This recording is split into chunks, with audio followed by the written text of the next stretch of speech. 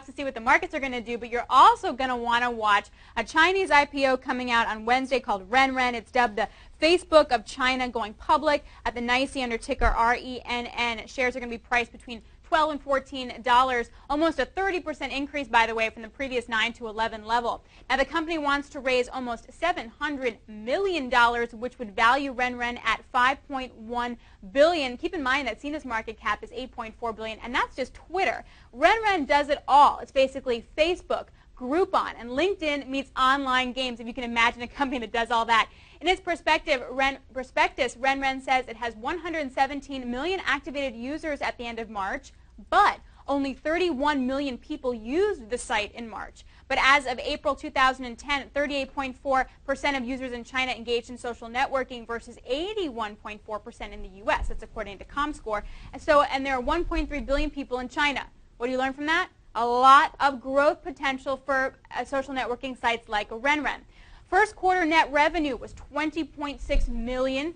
Operating expenses were up, though, almost 89% in the last quarter to $21.2 million. Culprit, higher research and development expenses and admin costs. And as a result, Renren reported a net loss of $2.6 million in the first quarter versus $10.7 million a year ago. Okay, so it's better, but hey, the company's still losing money. Renren has about $335 million in cash, making about 40% of its revenue from ads, which grew 100% in the first quarter, and the rest is from online games and e-commerce, which grew about 25%. So net-net here, Renren makes money, but it spends it even faster. A few other risks you need to key into here. Competition. Groupon could actually expand into China. There are talks that Baidu might team up with Facebook to build a social networking website in China, and Renren is young, becoming Renren in 2006. And the company, as I said, just cannot make a profit right now, and it's also expanding at the same time.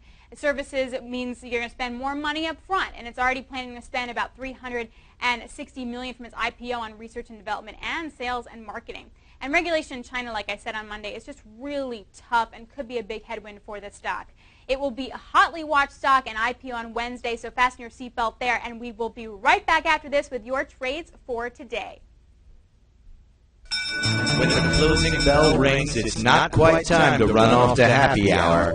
Good afternoon, Scott Redler, T3 Live. Welcome to today's recap. Before unwinding, take stock of the trading day. What's the complexion of the market? Which trade from the morning call triggered? What sectors are in play?